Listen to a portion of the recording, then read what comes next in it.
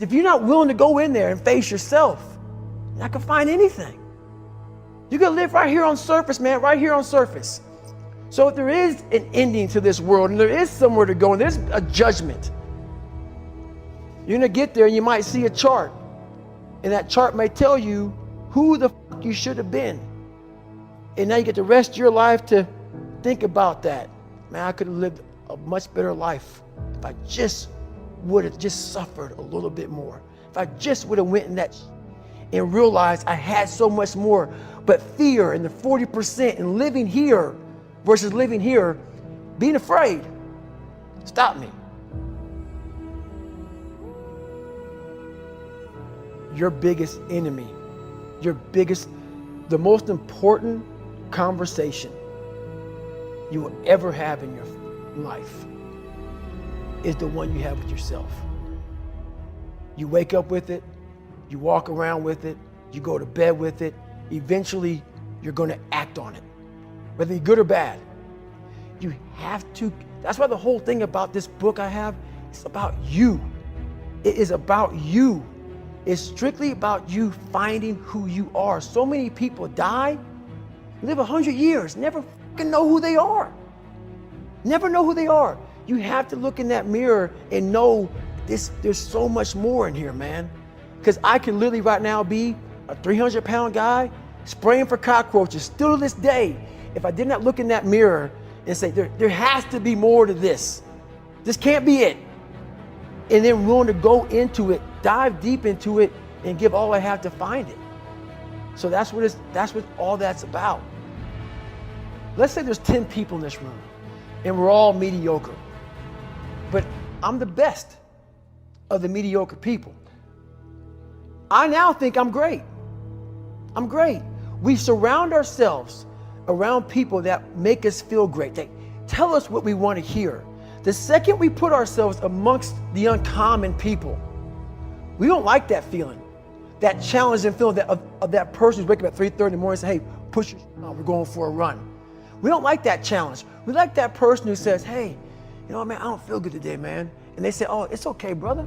We'll take a day off, man. We'll get a pizza and watch the game. We like that. We love that feeling. Why? Because you understand, man, we're good, bro. We don't want that motherfuckers like this. Hey, man, no, bro. Get your fucking shit on, man. Stop being a punk. We don't want that in our lives. We don't want that person who's constantly challenging our weaknesses. We want that person who's constantly, making us feel nice and good and secure in ours. That's the mediocrity of life. We want to be the best amongst the average people. People wonder, how do you stay hungry all the time? Because after I accomplish something, I don't sit back like a lot of guys who graduate buds, graduate this, graduate that. They get comfortable.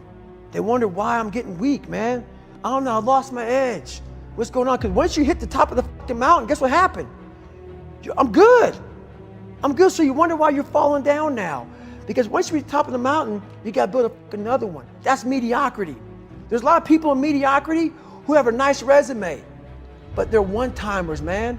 They hit a one-time deal, they busted it open, got a lot of money, but they're good. You're mediocre now, man. What are you fucking doing today, tomorrow, the next fucking day? That's why I don't listen to theorists. I don't listen to all that bullshit. I listen to a motherfucker who's like this, man. What's wrong, man? I'm fucking tired, dude. Why are you tired? Because tomorrow, I gotta do the fucking shit again, man. Whatever the shit is that made me fucking nauseous and sick to my stomach, it made me hurt. There's no ending. And that's the person I listen to. That's the person who's gained knowledge. You gain knowledge through suffering. And on the other end of suffering is a world that very few have ever seen. It's a beautiful world because that's where you find yourself. You don't find yourself in over here. You find yourself on the other end. Like the 100-mile race I was on, I ran it for 24 hours. I found myself on the other end of that race. That 19 hours, I found, wow, there's a whole nother world out here that I've never even saw. But the world's in your mind. And that's what all that mediocrity is about. The mind has the tactical advantage over you at all times. At all times of your life, the mind has a tactical advantage over you. Why is that? It knows what you're afraid of. It knows your insecurities. It knows your deep, dark lies. And it starts to push you away from that. It pushes you in a direction that is comfortable. The mind controls everything. So what I realized was that when I was growing up and I was 300 pounds and I got all fat and I got all insecure, I realized that my mind kept taking me in this direction. When things got uncomfortable for me, when I was facing my insecurities, I was facing my fears, my mind said, oh no, we have the tactical advantage. We need to get you, separate you from this feeling over here. Life's all about feelings. We want the happy feeling. We don't want that feeling of this sucks. If in that moment, you can answer those up questions and you are now in charge of your brain versus your brain ruling you, that's where all that stuff comes from. So the 40% rule is all of that. You get to 40%, your brain says, we're done. Let's roll, man. This is starting to get painful. This is uncomfortable. So you sit down. You have to figure out ways, and everybody's different. That's how the book kind of talks about, like we all have these things about, 5 steps to this and 4 steps to this. It's a lot more than that. That's all bullshit. It's a practice that you have to, it's a habit. So if you know that at 40%, I'm feeling pain. At 40%, I'm feeling pain.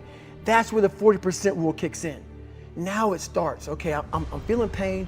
My mind's saying all this to me. It's saying, get out of here, run, flee. The fight or flight kicks in. Okay, we're done. We're not good enough. It starts telling you all these things. You start to believe it because the mind controls all. This is the time where you have to gain control back of your mind. It's okay. Let me see if I can go 45%. And once you start giving yourself more and more hope and start realizing, okay, the mind starts to be, okay, what are you doing? We're supposed to be going right and you're going left. You start then controlling your mind. Start finding more in yourself. And then it goes from 40% to a lot further than that.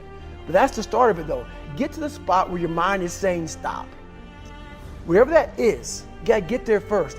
And then that's when that starts to work for you. You gotta control yourself in that moment.